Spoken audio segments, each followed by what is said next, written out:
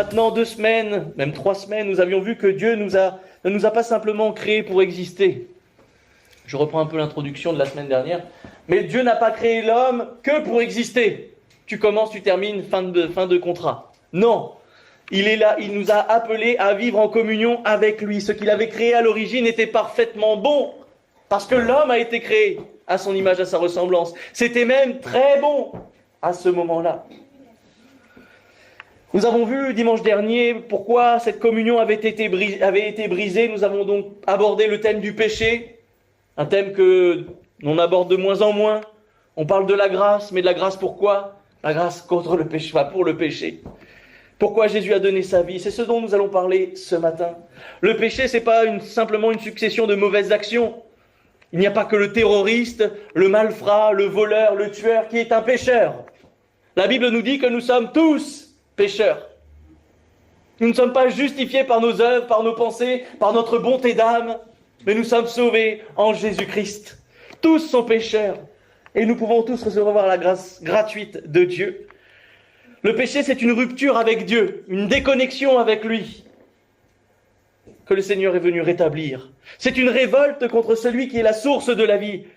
L'homme dit « je veux vivre », pour vivre il faut l'être en Jésus. Sinon ce ne sera qu'une survie, ce sera l'image de la vie, un mort vivant sur cette terre. Et moi je préfère être vivant pour mourir en Jésus-Christ et ressuscité.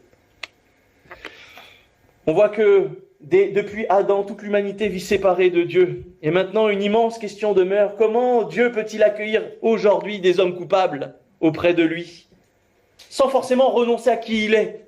Parce qu'il y a peut-être une dimension à peut-être comprendre. On dit oui, Dieu est amour, mais il y a aussi sa justice dans la balance. Comment Dieu peut nous accueillir, nous qui sommes coupables ?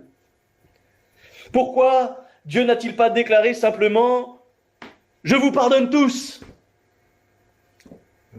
Et comme l'a dit Paul Naref, comme je le cite souvent, on ira tous au paradis. Le gentil, le méchant, celui qui fait bien le mal bien, ou quoi que ce soit.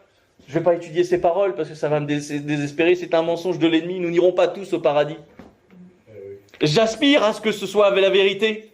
Mais nous n'irons pas tous dans les cieux éternels de Dieu. Ah ben tu te dis peut-être, ah ben c'est pas grave, j'irai nulle part. Non, parce que le nulle part c'est l'enfer. Le diable te fait croire que non. Après, fin de contrat, c'est terminé. CDI rempli, c'est la retraite. Non, fini, il n'y a pas... Ça, c'est le feu éternel, là où il y a des douleurs, des grincements de dents. Je n'imagine pas, j'imagine simplement un étang de feu où nous souffrons pour l'éternité. Et là, vous pourrez me dire, mais pourquoi Dieu ne me sauverait pas ? Parce que tu n'as pas cru en son Fils. Toi qui as entendu ce message, pourquoi n'as-tu pas placé ta foi devant cette croix qui est vide ? Parce que si elle est vide, c'est que Jésus y est monté dessus, mais il est descendu et il est ressuscité. Pourquoi Dieu n'a-t-il pas simplement dit « Je vous pardonne tous » ? Mais Jésus va dire « Pardonne-leur par contre ».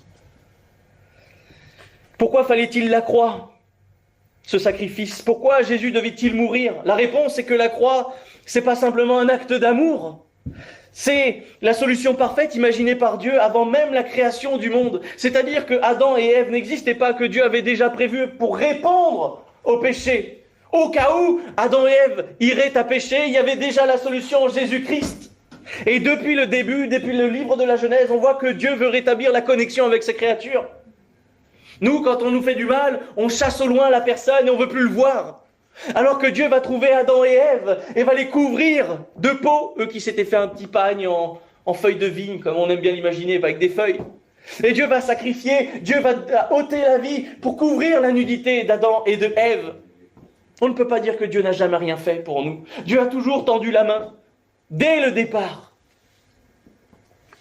avant même la création, Dieu avait imaginé la solution. Paul dira au premier chapitre de la première lettre aux Corinthiens, versets 18 à 24, « Car la prédication de la croix est une folie pour ceux qui périssent. » Et aujourd'hui, je vous le dis, prêchez la croix, vous êtes fous.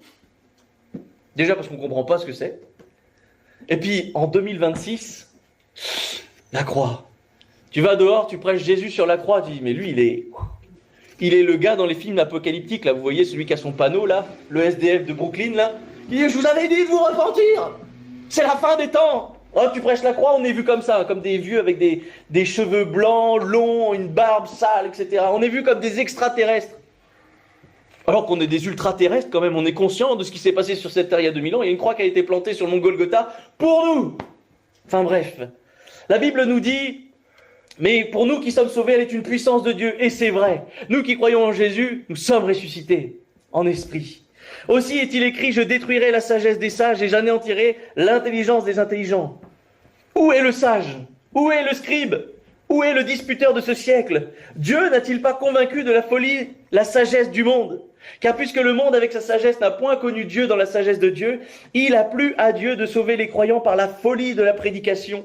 Les Juifs demandent des miracles et les Grecs cherchent la sagesse. Nous prêchons Jésus-Christ crucifié. Christ crucifié, pardon. Scandale pour les Juifs et folie pour les païens. Mais puissance de Dieu et sagesse de Dieu pour ceux qui sont appelés tant Juifs que Grecs.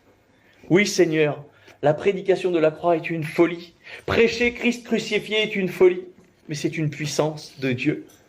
Et jamais nous ne devrions dans une église nous détourner de cela, de manifester une quelconque puissance de qui que ce soit d'autre.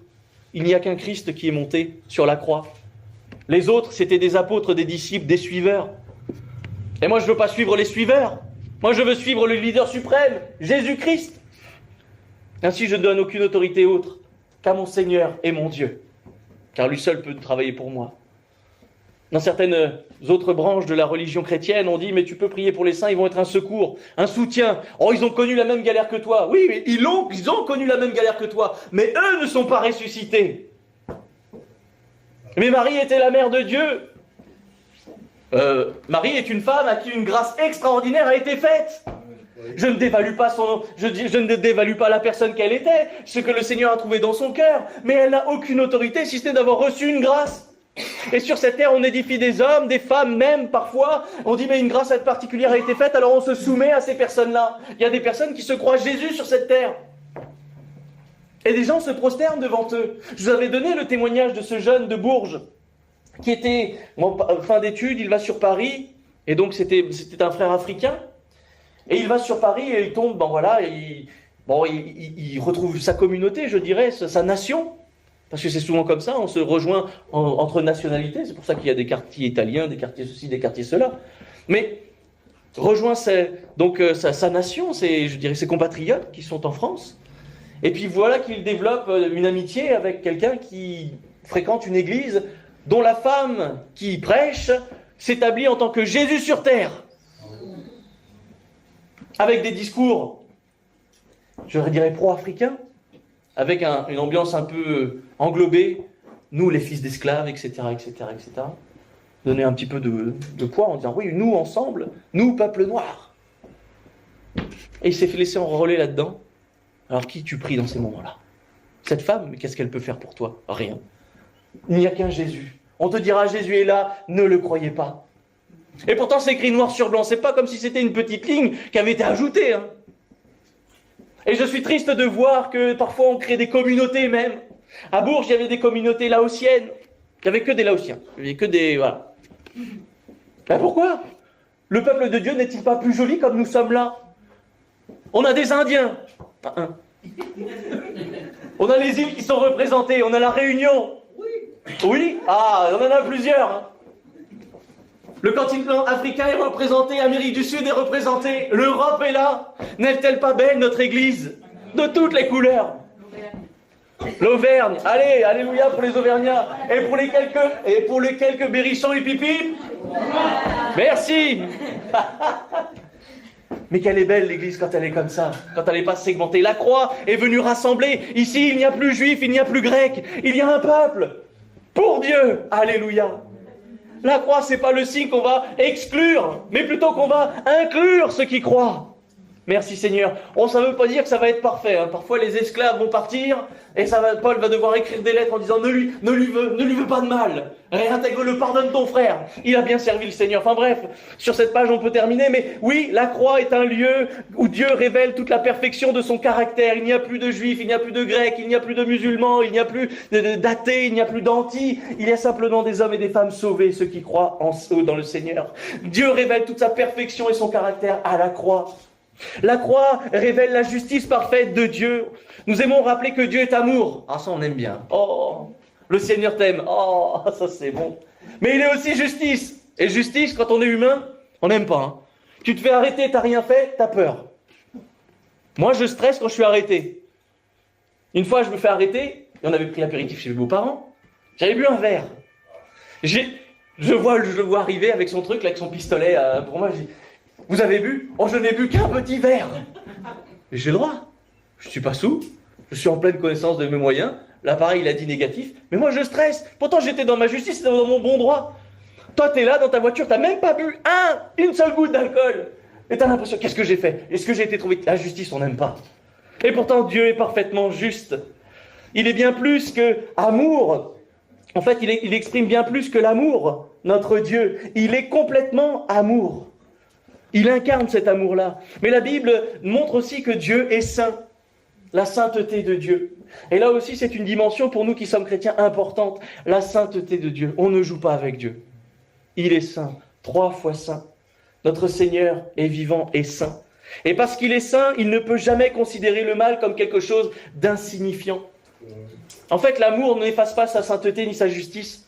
Son amour ne cache pas, c'est pas un voile qu'on met, là, c'est un peu le voile de la mariée, hein. Et quand tu le retires, tu vois la tête de ton mari, tu fais, ah, c'était ça. Non, Dieu ne regarde pas au travers d'un voile. Il voit parfaitement et justement. Il nous voit comme on est tel que nous sommes. Alors on peut venir bien à part, avec des beaux apparats, des beaux vêtements, et combien vous êtes encore jolis ce matin. Il y a de la couleur, c'est tout beau, c'est tout brodé, c'est tout est merveilleux.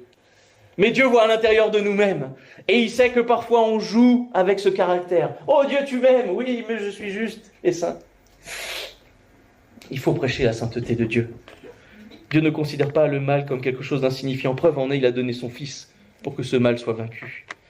Imaginez un juge sur cette terre qui voit devant lui comparaître un homme qui vient d'assassiner plusieurs personnes. Un serial killer, comme on aime bien les appeler sur cette terre et faire des séries sur Netflix, parce qu'on aime bien honorer ces hommes-là. Essayer de comprendre leur psychologie. Nous, moi, je comprends qu'il a tué, c'est tout. Après, d'où ça vienne, il a tué. Moi, ce que je demande au Seigneur, c'est qu'il puisse recevoir Jésus dans son cœur, car tous peuvent avoir le pardon. Mais après, on fait des odes aux serial killers, on en fait des séries, etc., etc. Enfin bref, imaginez donc un serial killer devant un juge, et le juge commence à l'écouter, il fait « Ouais, t'as tué, ok, pas de problème, il y a les preuves, pas de souci. Ah, moi je suis plein d'amour, tu peux y aller. » Imaginez sur cette terre, ça se passerait comme ça. Imaginez un juge qui prononce cette sentence. « Moi, je suis plein d'amour. La prison, c'est pas pour toi. » Nous, on crierait à l'injustice. Par contre, mais pour Dieu, on ne crie pas l'injustice, on dit c'est normal, il nous aime, il doit nous accepter. Ah non, Dieu est conscient de ce qu'on fait. Si on imputait cette qualité à Dieu, on dirait non, c'est impossible. Personne n'appellerait ça de l'amour pour ce juge. Nous parlerions, nous, ensemble d'injustice. Parce qu'un juge digne de ce nom doit condamner le mal. Mais on oublie que Dieu est un juste juge qui doit condamner le mal. Il en est de même pour Dieu. Le péché ne pouvait pas rester impuni. Paul va dire aux Romains 6, verset 23, le salaire du péché, c'est la mort. Et comme nous sommes tous pécheurs, nous avons tous un salaire, c'est la mort. C'est aussi simple que ça. Mais nous pouvons nous poser des questions quand on regarde la parole de Dieu. Comment Dieu a pu-t-il pardonner Abraham, le menteur? Et quand on voit Jésus qui parle du père du mensonge, c'est le diable. Hein. C'est pas Dieu qui cache un peu la vérité. Vous lisez la parole de Dieu, vous lisez la Bible, Dieu a tout exposé. Les qualités, et je crois qu'il y a beaucoup de défauts qui nous sont aussi donnés. Hein. Ce qu'on réalise le mardi soir, c'est que Dieu ne cache rien. Les hommes font bien, c'est bien. Les hommes font mal, je le dis quand même. Pour que ça nous serve de leçon et qu'on ne fasse pas les mêmes erreurs. Mais sommes-nous pas un peu menteurs parfois? La Bible nous parle également de Moïse. Que pourrions-nous dire de lui? Un petit meurtrier. Pas grand-chose. Pourtant, Dieu l'a aimé. Dieu l'a soutenu. Dieu l'a ramené à lui, il s'en est servi. David, l'adultère. Celui qui fomentait des plans un peu litigieux pour acquérir femmes et autres. On pourrait parler des apôtres. Alors on aime bien parler de Pierre, celui qui va renier, mais les autres, on ne dit pas qu'ils sont partis aussi en courant. Hein. Les lâches. Oui, Seigneur, parce que Pierre va dire, moi je te suivrai partout jusque dans la mort. Et les autres étaient derrière comme des pom-pom girls. Nous aussi. Ah ouais? Là, le troupeau arrive là pour choper Jésus et pour aller l'emmener, pour le juger et le condamner. Et là, plouf, c'est un pétard à côté des oiseaux. Chut, tout le monde s'envole. Alors je dirais les apôtres en général. Tous ces hommes étaient des pécheurs, comme nous. Élie, tous. Alors pourquoi Dieu ne les a-t-il pas condamnés immédiatement? Pourquoi Dieu ne les a pas relégués au plan de « je ne peux pas me servir de toi ». David devient roi, Moïse devient libérateur, Abraham devient père de la foi, Pierre devient la pierre sur laquelle est bâtie l'église de Jésus-Christ, qui a créé des déviances papales, entre guillemets. Dieu n'a pas condamné immédiatement. Jésus va revenir vers son disciple bien-aimé pour le restaurer et lui a parlé avec des mots qu'il va comprendre. M'aimes-tu? Par 3 fois. Paie mes brebis, paie mes agneaux. Et tu seras cette pierre sur qui je vais bâtir mon église. Paul répond dans Romains 3 en expliquant que Dieu avait laissé impunis les péchés du passé afin de montrer sa justice au temps présent, mes frères et sœurs. Autrement dit, Dieu ne remettait pas simplement les péchés à plus tard, mais il savait qu'un jour son propre Fils paierait entièrement la dette du péché pour chacun d'entre nous. Paul va employer dans ce verset, je ne l'ai pas mis, mais on pourrait l'afficher au verset 25, donc c'est à partir du verset 23, je pense, Romains 3, 23. Et le verset 25 utilise un mot particulier, il va être question de propitiatoire. Selon les traductions, Jésus est présenté comme une victime expiatoire, un sacrifice d'expiation ou encore le propitiatoire. Pour comprendre ces mots, il nous faut replonger dans l'Ancien Testament, les vieux récits de la parole de Dieu qui nous parlent de Jésus-Christ, et nous allons faire le lien. Il faut revenir dans le temple ici de Jérusalem. Et une seule fois par an, lors du jour des expiations, le souverain sacrificateur entrait dans le lieu très saint avec le sang d'un sacrifice pour faire l'aspersion sur le propitiatoire. Il aspergeait le propitiatoire, le couvercle de l'arche de l'Alliance, là où il y avait les chérubins, si je dois vraiment vulgariser le terme. Ce sang rappelait 2 vérités. Premièrement, c'est que le péché méritait la mort. Le péché mérite la mort. La deuxième, c'est que Dieu acceptait qu'un innocent meure à la place du coupable. On sacrifiait un animal pour le péché du peuple. Et même avant, pour que le sacrificateur rentre, le souverain sacrificateur rentre dans le lieu très saint, il fallait que lui-même ait sacrifié un animal pour lui et sa famille. Et ensuite, il devait sacrifier des animaux pour le reste du peuple. Tous ces sacrifices devaient être recommencés encore et encore, chaque année, pour tout type de choses. Mais ici, ce n'était que les prémices de quelque chose de plus grand, c'est-à-dire la croix, cette croix où Jésus va devenir le véritable agneau, le véritable sacrifice et le véritable propitiatoire. Ici, il n'est plus question d'un sang innocent des animaux, mais c'est lui qui offre son propre sang. Et ce que le temple a annoncé depuis des siècles, qui devait être renouvelé en permanence, Jésus va l'accomplir définitivement. Imaginez aujourd'hui, avec toutes les associations pour les animaux là, serait-il encore possible pour nous de faire des sacrifices? Impossible. Vous imaginez un peuple si nombreux, on parle de dizaines de milliers de personnes qui par famille, par personne, quand il y avait des offrandes, quoi que ce soit, il fallait verser du sang encore et encore pour Dieu. Et Jésus va l'accomplir, une fois pour toutes. Voilà pourquoi Paul conclut, afin d'être juste tout en justifiant celui qui a la foi en Jésus. Pour nous, c'est une phrase magnifique. Nous sommes justifiés en Jésus-Christ. Quelle grâce extraordinaire pour nous. À la croix, Dieu demeure parfaitement juste. Et il peut désormais déclarer juste le pécheur qui vient à Christ. Merci Seigneur. La justice et la grâce ne s'opposent plus à ce moment-là, à la croix. Elles se rencontrent sur cette croix. Ésaïe l'avait annoncé 700 ans auparavant qu'il fallait que Jésus monte sur cette croix, qu'il soit un agneau blessé pour nos péchés, pour nos transgressions, lui qui a été blessé pour nos fautes, nos erreurs, notre péché. Dans sa seconde lettre aux Corinthiens, Paul écrit, 5 verset 21, « Celui qui n'a point connu le péché, il l'a fait devenir péché pour nous, afin que nous devenions en lui justice de Dieu. » Mes frères et sœurs, Jésus n'a jamais péché. Ne regardez pas The Chosen. Parce que là, on voit un Jésus hollywoodien qui fait parfois des trucs qui sont à la limite de l'acceptable. On essaye de boucher un peu les trous. Donc ne prenez pas ça comme une doctrine. Si jamais vous avez vu ça à la télé, c'est pas forcément juste. L'interprétation. Après, vous faites ce que vous voulez. Je ne suis pas votre programmateur télé. Mais je vous préviens juste. Attention à ce que l'on regarde. Jésus n'a jamais péché. Jamais. Même quand il se fait un fouet pour renverser les tables des changeurs, il n'est pas là pour défoncer tout le monde. Parce que presque on le ferait passer pour un bagarreur. Il renverse les tables des changeurs qui étaient là pour faire du profit sur le dos de ceux qui venaient adorer le seul Dieu vivant et vrai. Alors oui, quand tu es le Fils de Dieu, ça te met un petit peu chafouin. Quand tu vois que les hommes profitent du malheur des autres, profitent du fait que certains sont loin pour amener des animaux, ce qui était pénible, alors ils vont faire tout un commerce de religiosité.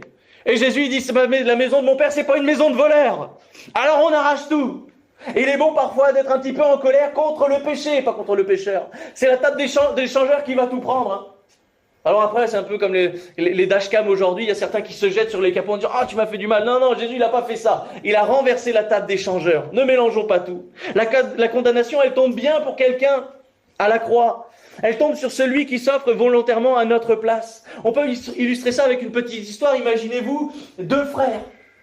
L'aîné se trouve là, on va aller à Londres, il y a longtemps, quand il y a la peine de mort qui existait encore. Et donc à Londres, il y a deux frères, le premier va choisir de vivre pour le bien. Il connaît Dieu, il craint Dieu, il marche avec Dieu, il sert Dieu, bref, il vit dans le bien, il marche fidèlement avec Dieu. Et le second frère, le frère cadet, lui va préférer marcher dans le mal. Il va préférer les larcins, le vol, le mensonge, les adultères. Il va préférer aller dans ce domaine-là et va finir par mal tourner. Il va se plonger de plus en plus dans la délinquance jusqu'au jour où, lorsqu'il va attaquer une banque et qu'un homme va essayer de le retenir, il va le planter avec un couteau, il va mourir.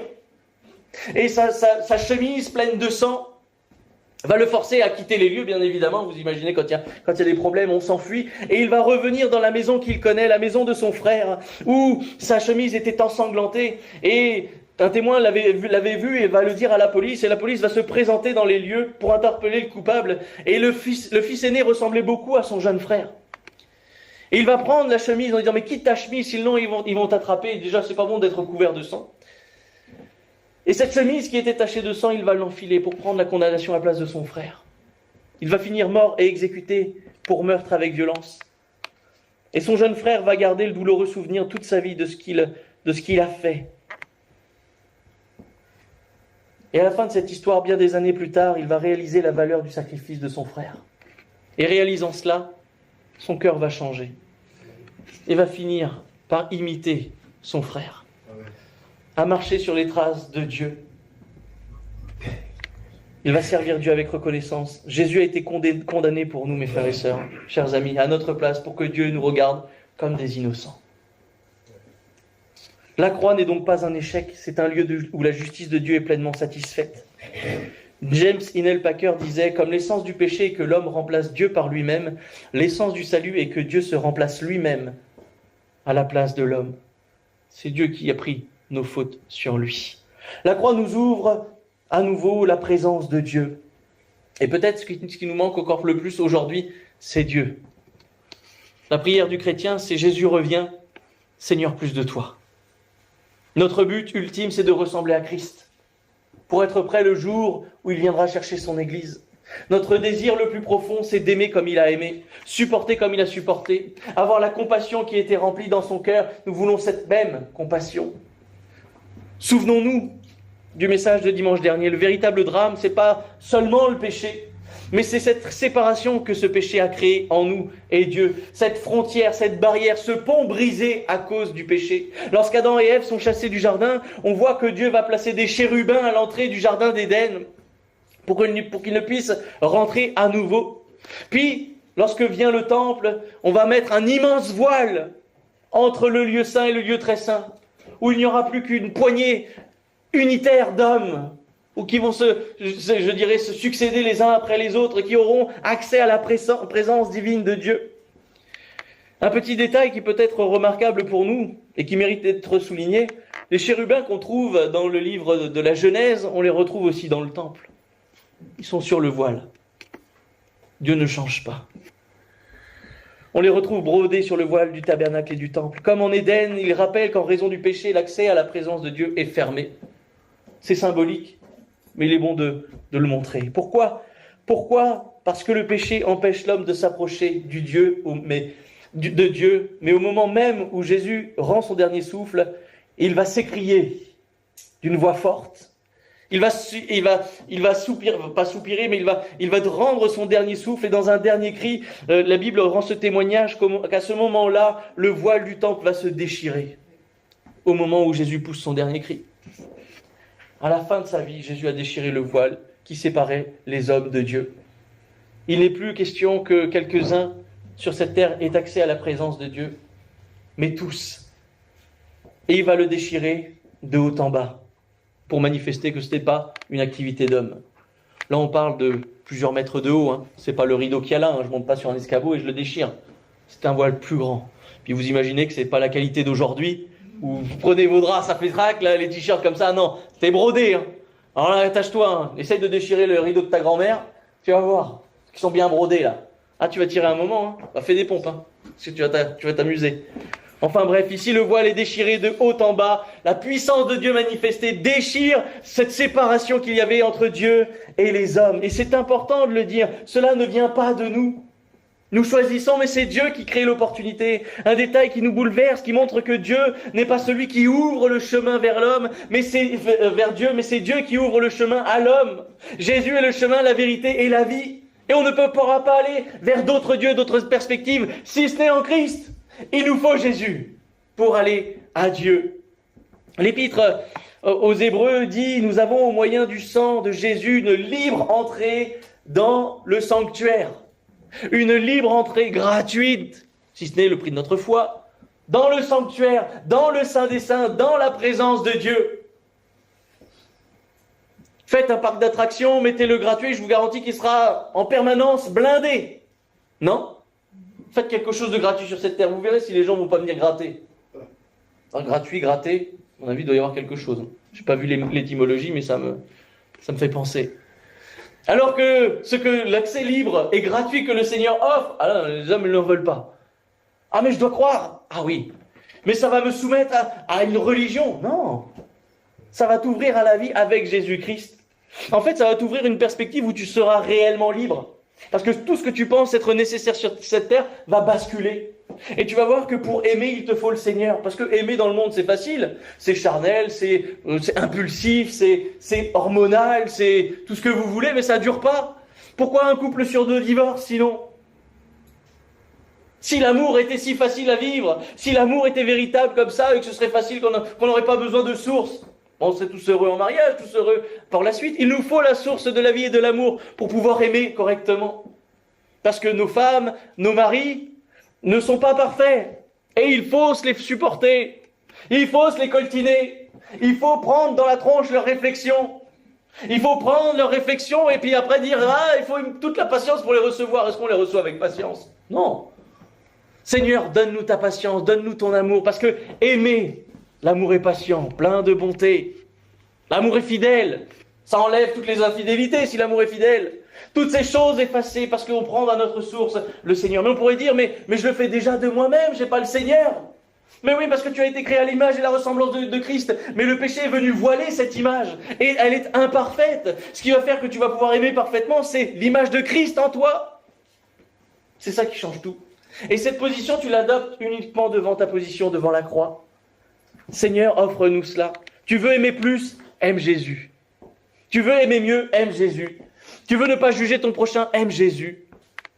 Tu veux plus de Dieu ? Reviens au pied de la croix et regarde ce que Dieu a renoncé. Il a revêtu notre humanité pour que nous puissions être comme lui, que nous puissions avoir accès à Dieu le Père, pour que nous puissions rentrer dans le secret et réclamer à celui qui a tout créé notre pain quotidien, pour restaurer une intimité avec celui qui, d'un claquement de doigts, pourrait tout faire disparaître.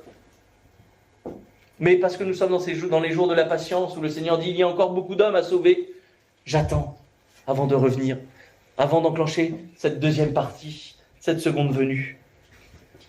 Ce que l'homme a perdu en Éden, Christ le rend à la croix. Et voilà la réconciliation. Dieu ne fait pas simplement disparaître notre culpabilité en disant « Ah, je crois en Jésus, plus de péché, c'est bon !» Non, il restaure, il nous ramène à lui. Cette œuvre, elle n'est pas apparue soudainement à Golgotha, mais dès les premières pages de la Bible, Dieu préparait son peuple à comprendre que Jésus allait tout accomplir, ce que Jésus allait accomplir.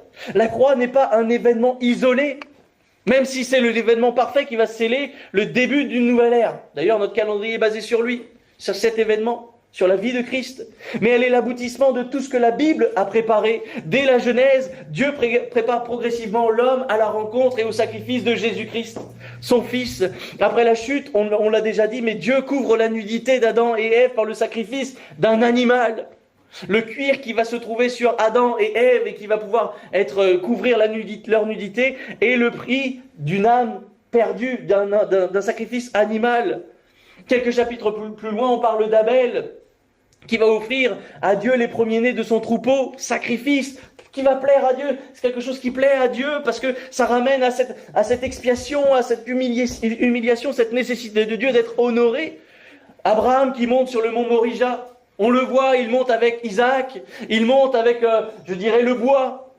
Pour l'Holocauste, porte-le, mon fils. Mais où est l'Holocauste pour Dieu? T'inquiète, Dieu va pourvoir. C'était lui l'Holocauste, c'était lui le sacrifice. Abraham, il savait. Isaac, je pense qu'il se doutait quand même. Il dit, c'est mon père, j'y vais quand même. Puisse-t-il retirer sa main? Mais en tout cas, Abraham y va. Et face à la foi d'Abraham, Dieu va pourvoir lui-même un bélier à sa place. Sacrifice animal. Des siècles plus tard, lors de la Pâque, chaque famille va sacrifier un agneau pour mettre le sang sur les linteaux. Vous savez, au moment où ils seront esclaves d'Égypte, le peuple de Dieu sera esclave d'Égypte.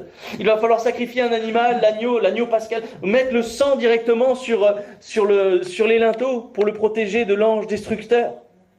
Parce que Dieu avait arrêté une condamnation, parce que Pharaon avait endurci son cœur et ne voulait pas laisser son peuple sortir. Peuple qu'il avait rendu en esclavage et que Dieu voulait redonner libre.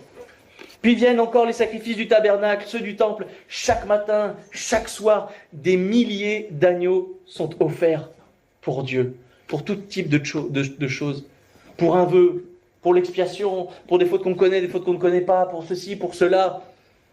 Vous imaginez le travail un peu des Lévites? Certains pensent que j'ai beaucoup de travail, je pense que le travail des Lévites était encore pire. Et puis, c'est pas fun. Parce que autant moi, des fois, je visite, hop, on m'offre un café, on parle, on prie, c'est quand même sympa. Eux, toute la journée, et hop, tu t'identifies, tu mets la tête, tu fais ceci, tu fais cela, et puis tu dis l'huile qu'il faut encore regérer, encore et encore et encore, là, pour honorer Dieu, pour, accomplir ce qu'il a prévu. Imaginez les litres et les litres de sang qui étaient versés au quotidien. Et il fallait recommencer à chaque fois. Pourquoi? Parce que le sang de l'animal ne sera jamais aussi parfait que celui de Jésus. Il ne pouvait ôter définitivement le péché. L'Épître aux Hébreux nous l'explique ainsi, et tandis que tout sacrificateur fait chaque jour le service et offre souvent les mêmes sacrifices qui ne peuvent jamais ôter les péchés, lui, après avoir souffert un seul sacrifice pour les péchés, s'est assis pour toujours à la droite de Dieu, car par une seule offrande, il a amené la perfection pour toujours ceux qui sont sanctifiés. À la perfection pour toujours ceux qui sont sanctifiés. Et là, on voit une différence extraordinaire. Les prêtres de l'ancienne alliance restaient toujours debout, toujours en action. Il n'y avait pas la chaise roulante ou la chaise sainte où tes sacrifices défilaient comme ça, travail à la chaîne, tac, tac, tac. Non, ils étaient toujours en mouvement. Jésus, lui, vient et après cela s'assoit dans les cieux parce que le travail est terminé. Là où les Lévites n'avaient jamais terminé, Jésus le fait une fois pour toutes et s'assoit dans la gloire de Dieu. Un sacrifice parfait n'a pas besoin d'être répété. Et c'est ce que Jésus va accomplir. Ce que les sacrifices de l'Ancien Testament annonçaient, Ésaïe 53 entre autres, Jésus finit par l'accomplir une fois pour toutes. Voilà pourquoi lorsque Jean-Baptiste voit Jésus, il s'écrie « Voici l'agneau de Dieu qui ôte le péché du monde. » Ni plus, ni moins. Quand je vois la croix vide, je vois le sacrifice parfait de Dieu, l'agneau venu ôter le péché du monde. Pas des chrétiens, pas d'une poignée, de l'humanité. Toute la Bible attendait et soupirait à ce moment. Tous les sacrifices de l'Ancien Testament pointaient du doigt le sacrifice de Jésus et la croix. Jésus, ce sacrifice parfait que tous les autres annonçaient sans pouvoir l'accomplir pleinement. La croix, c'est ça. Le sacrifice parfait. Toute la Bible est en réalité l'histoire de deux hommes. Le premier, c'est Adam, qui entraîne l'humanité dans la désobéissance. Le dernier Adam ouvre le chemin de l'obéissance. Le premier amène la mort. Désobéissance, mort. Obéissance, la vie en Jésus-Christ. Comme l'a pu l'écrire Paul, comme tous meurent en Adam, de même aussi tous revivront en Christ, ceux qui auront cru. La croix révèle aussi, au-delà de la justice et de toute chose, l'amour de Dieu. C'est le cœur même de la croix, même si ce n'est pas l'exclusif. L'amour de Dieu. Oui, la croix révèle l'amour de Dieu. Et quel amour! Romains 5,8, Dieu prouve son amour envers nous, en ce que, lorsque nous étions encore pécheurs, Christ est mort pour nous. Notre vision spirituelle, elle doit être christocentrique. Cette croix, elle devrait être rappelée à chaque moment. Et vous savez quoi? On le fait tous les dimanches. Peut-être sans le savoir, peut-être en le prenant en légèreté, parfois, là, au travers de la Sainte Seine. Les souffrances de Jésus, elles vont passer par la croix. Et nous rappelons son sacrifice et que Jésus revient. Tout accompli. Seigneur, tu es un Dieu saint. Merci pour ton amour. Mais Seigneur, je veux considérer ces choses. Toi qui sondes mon cœur et mes reins, mes sentiments les plus profonds, examine-moi, Seigneur, afin que je puisse prendre ce pain et ce vin dignement et ne pas prendre une coupe de malédiction, mais plutôt une coupe de bénédiction. Remarquons bien ici que Dieu ne nous a pas aimés parce que nous étions devenus meilleurs. Dieu ne va pas t'aimer parce que tu vas faire un effort. Par contre, Dieu va manifester tout son amour le moment où tu vas dire « Ok, décide de croire ». Et même quand tu ne crois pas, Dieu t'aime quand même. Mais tu le réalises une fois que tu commences à croire en son nom. Tu dis « Moi, je ne crois pas en Dieu, c'est pas grave. Dieu croit en toi et il t'aime. » Les autres ne croient pas en toi, c'est pas grave. Dieu croit en toi et il t'aime. Même le gars isolé sur cette terre, rejeté par sa famille, rejeté par ceux qui l'aiment, rejeté par même une assemblée, Dieu l'aime quand même. Nul n'est rejeté aux yeux du Seigneur. Ce sacrifice parfait est pour tous. Dieu nous a aimés alors que nous étions encore ses ennemis. Jésus, quand il dit « aimez vos ennemis », en fait, c'est de l'expérience. Et lui, il le manifeste à la croix. Il n'y a pas de plus grand amour que de donner sa vie pour ses amis. Il dit ça à ses disciples. Et il va la donner. Et ce n'est pas le monde qui a condamné Jésus. Parce que Jésus va le dire lui-même. Personne ne m'ôte la vie, je la donne de moi-même. C'est moi qui ai choisi de venir sur cette terre pour porter le poids de tes péchés. C'est moi qui ai choisi ce chemin pour toi, par amour. Et on peut s'arrêter sur cette scène, car Jésus pourrait descendre de la croix. Il pourrait faire venir des légions d'anges. Il en a l'autorité, car les anges lui sont soumis. Il pourrait faire taire ses accusateurs en leur fermant la bouche, parce que s'il a rendu la parole aux muets, la capacité d'entendre aux sourds et la vue aux aveugles, il était en bonne capacité de faire taire. Imaginez Zacharie, à un moment donné, pourquoi il rentre, il est dans le Saint des Saints, il reçoit la vision et il ne peut plus parler. Dieu a la capacité de faire taire. Et des fois, il devrait m'aider à se taire. Une bonne réflexion bien réfléchie vaut mieux qu'une parole qui sorte comme un réflexe. Parce que de cette bouche sort la vie et peut sortir parfois la mort. Mais Dieu nous dit qu'il ne peut pas y avoir deux sources. Enfin, on ne peut pas donner deux fruits différents par la même source. Ah, Seigneur, aide-nous. Mais Dieu ne fait rien de tout ça. Pourquoi? Parce qu'il nous aime. Pourquoi accepte-t-il les clous? Parce qu'il aime ça? Non, parce qu'il nous aime. Pourquoi a-t-il accepté chaque coup? 40 moins 1, parce qu'il nous aime. Pourquoi il n'a rien dit? Parce qu'il nous aime. Pourquoi il a accepté d'être condamné 2 fois? Parce que normalement c'est une sentence. En ce temps-là, il n'y a pas de peine cumulée. Parce qu'il nous aime. Pourquoi va-t-il jusqu'au bout? Parce qu'il nous aime. Pourquoi il a accepté les crachats? Pourquoi il a accepté les moqueries, les insultes? Parce qu'il nous aime. Lorsqu'on refait le fil de la croix, et je ne vous invite pas à le faire, ou si vous avez vraiment, vous avez envie de vous faire du mal à l'âme cet après-midi, regardez La Passion du Christ de Mel Gibson. Ça, vous allez passer une super après-midi. Je vous garantis une chose, c'est que si tu pleures pas, c'est que tu as un cœur de pierre. Parce que tu vois ce que Jésus va subir, un petit peu selon la vision de cet homme, qui était un petit peu fou quand même. Mais il retranscrit ce que le Seigneur a souffert pour nous. Les grumeaux de sang, le diable qui arpente et qui se moque de lui. Et qui dit, voilà, toi le Fils de Dieu, en gros, descends. Désobéis à ton Père. Tu as déjà bien souffert. Et on voit Jésus qui prend, parce qu'il n'a pas pris que les coups de fouet, il a pris des coups de poing, il a pris des gifles, on a mis un mouchoir devant ses yeux, et les Romains venaient lui mettre des grosses beignes pour lui dire, et devine qui c'est qui t'a fait ça? Et il n'a rien dit parce qu'il t'aime. On ne peut pas rester insensible devant la croix. Impossible. On ne peut pas rester en disant, mais de marbre devant un si grand amour. Mais moi je crois pas, c'est pas la peine. Oui, mais chaque coup qu'il a pris, c'est pour toi. Parce qu'il t'aime et il aime cette âme qui vit en toi. Il aime ce qui est éternel en toi. Pas parce que tu es parfait, pas parce que tu es chrétien, parce que tu es là, parce que cette âme qui vit en toi. La croix révèle un Dieu qui préfère porter lui-même le prix du péché plutôt que d'abandonner sa créature. N'oublie pas, et tu pourrais même trouver ça en physique, entre guillemets, on est un peu issu des étoiles, hein, on est poussière d'étoiles, un peu, on a retrouvé en nous de la poussière d'étoiles. On est poussière et on redevient poussière. Alors avec tous les conservateurs qu'on mange, dans la caisse on dure plus longtemps. Bah, déterrer les morts d'aujourd'hui, les morts d'hier, vous verrez qu'ils n'ont pas la même tête. Hein. On mange tellement de conservateurs que maintenant il reste encore à manger pour les vers. On est gentil. Hein. Mais il n'empêche qu'on est poussière et on redeviendra poussière. Et Dieu aime cette poussière-là. T'aimes bien la poussière chez toi? Il y en a, ils s'en moquent un peu. Moi je suis un homme, c'est pareil. Moi la poussière, elle est là. Je vais être spirituel, la poussière, c'est comme ça qu'on finira. Alors, c'est ni plus ni moins ce qu'on va finir. Alors qu'Axel n'aime pas la poussière. Hein. Ça fait des pchites, ça fait des... Hop, là on prend les microfibres, on en met partout. Puis dans les Legos, on passe dans les interstices. Et touche pas à ça, laisse la poussière. Malheureuse. Après, il faut reconstruire. Dieu aime ce qui est misérable, la poussière. On sait ce que c'est la poussière, hein, c'est les choses mortes, c'est ce qui vit pas, quoi. Et Dieu aime cette chose morte par le péché. Et parce qu'il nous souffle l'esprit de vie sur nous, parce qu'on décide de croire, il souffle un esprit de vie, l'esprit descend sur nous, et il rend ce qui est mort vivant. Dieu est un créateur de vie. Et je trouve ça merveilleux que, à la croix, le Seigneur nous rappelle ces choses ce matin. Je suis aimé.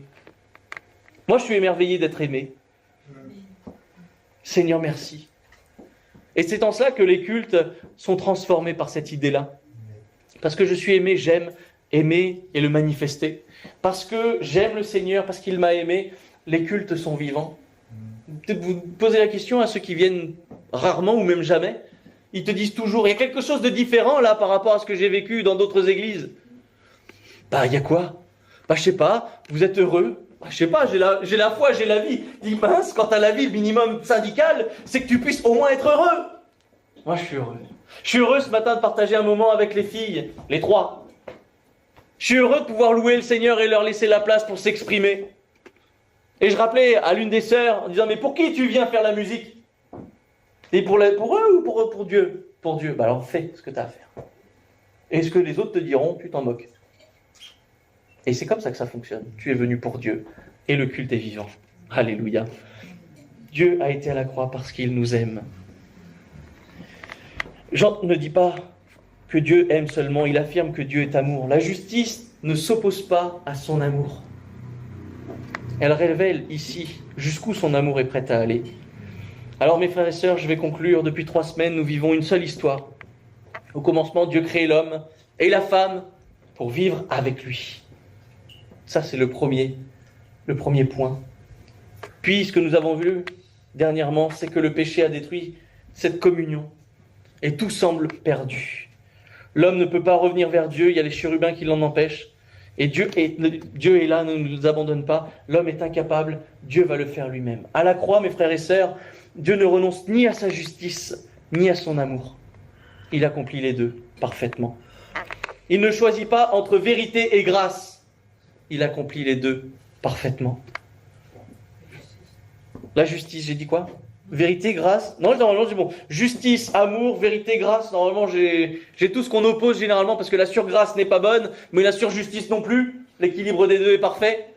La vérité seule, sans la grâce, peut faire beaucoup de mal, mais la grâce seule fait d'autant plus de mal. Que la grâce, c'est la liberté. Hein. Alors que pas du tout. Quand on voit la grâce que Jésus annonce, elle est même plus exigeante que la loi. Mais bon, par l'Esprit de Dieu, il la rend capable. On oppose souvent justice et amour. Un père qui est juste est parfois considéré par ses enfants comme trop dur. Mais c'est parce qu'on est juste qu'on manifeste de l'amour. Sinon, on dirait quoi? Bah vas-y, brûle-toi. Ça a l'air bien. Non, c'est pas juste. Hein. L'enfant, il met la main dessus. Tu l'as pas bien aimé, ton enfant, comme ça. Hein. Ouais, il apprend des choses il va apprendre des souffrances. Bah, si tu peux le prévenir que ça va faire mal, qu'une bonne gamelle sans les roulettes en vélo, vaut mieux un casque. Alors toi, tu lui mets. Ça, c'est être juste. Et parce que tu l'aimes, tu veux qu'il soit autonome. Mais tu vas l'accompagner. Enfin bref, le Seigneur, c'est ce qu'il fait avec nous. Et voilà pourquoi Paul peut dire de Dieu que Dieu est juste tout en justifiant celui qui croit en Jésus. Quelle sagesse, quel amour, quelle grâce pour nous. Romains 8, verset 32, lui qui n'a point épargné son propre Fils, mais qui l'a livré pour nous tous, comment ne nous donnera-t-il pas aussi toutes choses avec lui? Si Dieu a été jusqu'à donner ce qu'il avait de plus précieux pour chacun d'entre nous, alors il n'y a plus aucun doute. Il veut réellement notre salut. Il veut réellement notre vie. Il veut réellement notre bonheur. Tout ce pack qu'on a vu, vie, joie, paix, amour, il veut tout cela dans nos vies. Il veut vraiment nous ramener dans sa présence. Alors je finis. Si tout est accompli, pourquoi tous les hommes ne vivent-ils pas cette nouvelle vie? Parce qu'on pourrait dire, oui, Jésus a tout accompli, alors tout le monde devrait être heureux. Normalement, c'est fait. Quand c'est fait, c'est fait. Mais on voit qu'on a une position à adopter devant la croix. Pourquoi certains restent-ils loin de Dieu alors que la croix est suffisante? La Bible répond que Dieu offre ce salut gratuitement sans jamais nous forcer à l'accepter. Et ce matin, c'est pas parce que tu as entendu pendant trop longtemps peut-être que Dieu veut, Dieu te laisse la possibilité de croire ou non, de choisir ou non. Tu es libre ce matin de penser ce que tu veux. Mais je te place devant la croix en te disant, mais a-t-elle existé? Encore on serait surpris, je pense qu'on aurait des mauvaises surprises. Parce que certains pensent que Jésus n'a pas existé.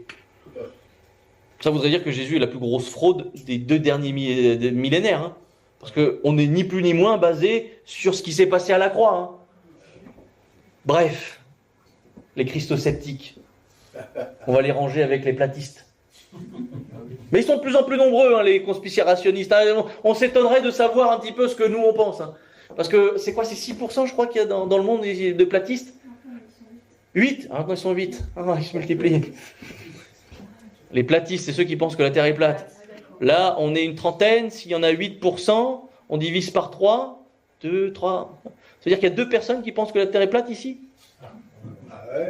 Lève pas le doigt. Hein. Lève pas le doigt parce que on va en parler. Hein. La Bible, je pense qu'elle est assez claire. Hein. Ah oui, on se rejoint au mur de glace. Hein. Par contre, tu payes mon aller-retour. Hein, parce qu'une fois que j'ai vu, je veux revenir. Hein. Enfin bref. Mais il y a des christosceptiques. Et beaucoup plus que ceux qui pensent que la Terre est plate. Et ça m'afflige beaucoup. Parce que retirer Jésus et retirer la croix, je pense que ce serait la pire des choses à faire. Parce que ce serait enlever tout ce que Dieu a fait pour nous. Et heureusement qu'il reste un petit nombre qui croient. Et qui pensent que cette croix vide est pleine de puissance. La croix vide, hein, parce que Jésus dessus, il n'a pas encore tout exprimé.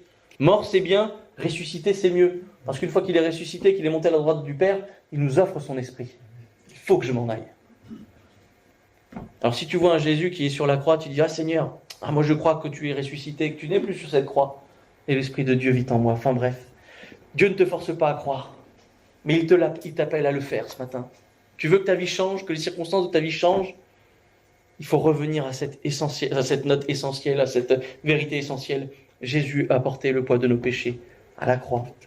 Alors oui, il appelle chacun à répondre personnellement à cette invitation. Cette réponse, elle porte un nom, et Jésus va l'appeler la repentance. Et c'est ce dont nous allons parler la semaine prochaine.